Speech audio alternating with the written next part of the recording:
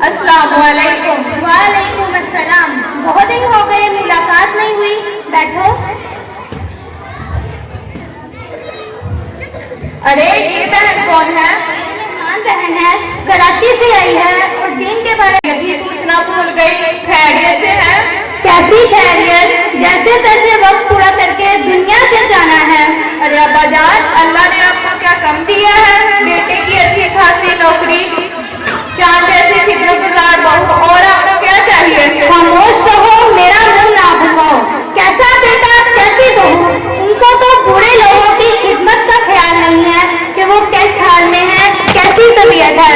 और बहू रानी का तो तुम पूछो ही ना, नवाबजादी की सुबह ही 9 बजे होती है। न घर के काम, न नाश्ता, न चाय, ये सब बातें घर के बड़े सिखाते हैं। लगता है इसको किसी ने कुछ नहीं सिखाया है। चले ही जाती है तो माँ के पल्लू से बन के रह जाती है और आने का नाम ही नहीं लेती।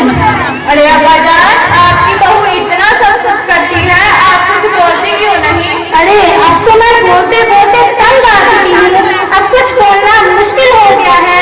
मैं कुछ बोलती हूँ तो हमारे शहजादे की पेशानी पे बल पड़ने लगते हैं। अरे मैं तो तुम्हें चाय पिलाना ही भूल गई, चलो बैठकर चाय पीते हैं।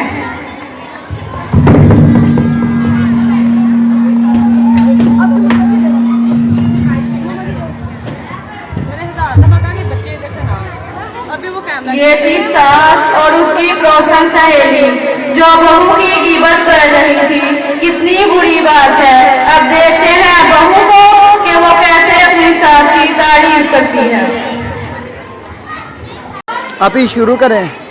अस्सलाम वालेकुम। वालेकुम अस्सलाम। कैसी हो डियर?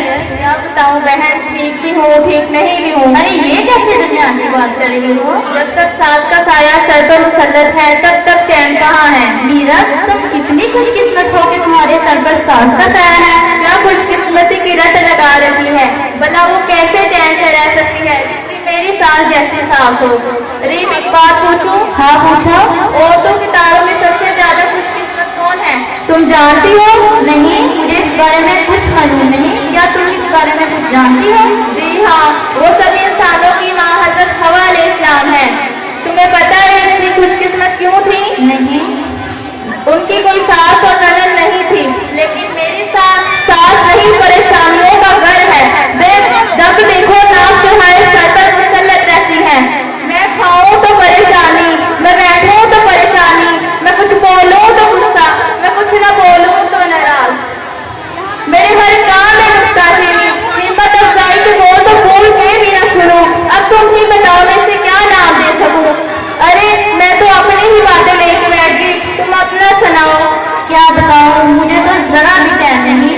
मेरी एक तलाकशुदा ननद है, दिन और रात उसने मेरा सर पका रखा है। मैं तो बांदी ही बन चुकी हूँ। उसकी खिदमत करूँ, उसके बच्चों की नखरे अलग, ये अच्छा नहीं वो अच्छा नहीं, हर वक्त ताने सुनने को मिलते हैं। डबल डबल खाना बनाना पड़ता है। अभी मैं नाश्ता बना रही होती हूँ, अभी मेरा खत्म नहीं होता कि मैं अंदर उसके बच्चे सारा ही साफ कर जाते हैं। मैं सोचती हुई मुसीबत कब मेरी जान छोड़ेगी। अरे मीरा, ये कौन है? मैं तो पूछना ही भूल गई।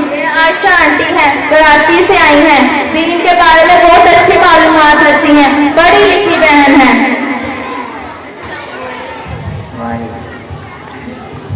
अरे मैं वो देखो मेरी प्यार करने वाली सासू माँ आ रही है।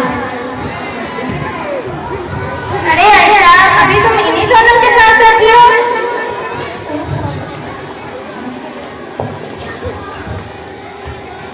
कोई बात नहीं, सुबह से करती हूँ, देख रही हूँ कि आपकी जुबानों पर दूसरों की चुगली, दूसरों की शिकायत बहुत ज्यादा हो गई है और जुबान के गुनाह तो हम कसरत से कर रहे हैं।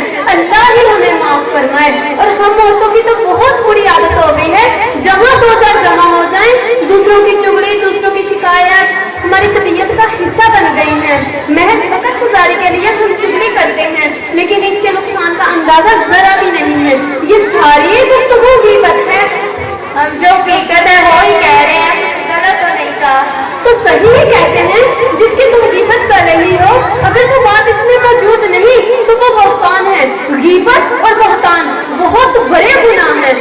रसूलुल्लाह सल्लल्लाहु अलैहि वसल्लम ने कुरान मजीद में फरमाया कि तुम अपने मुर्दात भाई का गोश्त खाना पसंद करोगे, कि तुम्हें इससे गिन नहीं आएगी, अल्लाह से डरो। रसूलुल्लाह सल्लल्लाहु अलैहि वसल्लम ने फरमाया, लोगों को नाक के बातें ही गिराएंगी। ये गुनाह देखने में मामूली नजर आता है, लेकिन इसमें लज्जत इस कदर है कि बहुत ज्यादा है। खुदा न करे अगर इसकी किसी को लत लग गई तो इसकी आखिरत की बर्बादी में कोई शक नहीं। हमारी आखिरत क्यों बर्बाद होगी? किसी की पीठ पीछे बुराई बयान करना, किसी की पीठ पीछे बुराई बयान करना, क़यामत के दिन हमारे नामा मानने से नेकियां खत्म कर दी जाएंगी, और जिसकी हमने गिबत की होगी हमारे नामा माल उसको दे दिए जाएंगे। अगर फिर भी इसका हक बाकी रहा तो उसके गुनाह हम पर डाल दिए जाएंगे। अरे आयशा, मुझे तुम्हारी गुफ्तगू सुनकर एहसास हुआ है कि हम कितनी बड़ी गलती में मुब्तला थे, कि हम इतने बड़े गुनाह को वक्त गुजारी और टाइम पास का जरिया समझते थे। मैं वादा करती हूँ कि मैं आइंदा किसी की पीठ पीछे बुराई नहीं करूँगी और जुबान के सारे गुनाह छोड़ दूंगी। अरे आयशा, हमने तो बहुत से लोगों की गिबत की है और उनकी पीठ पीछे बुराई की है। अब तुम ही बताओ कि हम क्या करें? सबसे पहले अल्लाह ताला से तौबा करो, फिर उससे माफी मांगो जिसकी आपने गिबत की। जज़ाकल्लाह। अरे आयशा आंटी, आपने तो हमारी आंखों पर लगी पट्टी ही खोल दी। हमें तो पता ही नहीं था ये कि एक गुनाह है।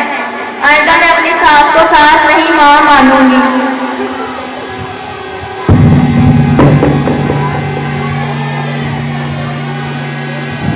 सासू माँ, हमें माफ कर दे, हमने आपकी पीठ पीछे बहुत सी बुराइयां की।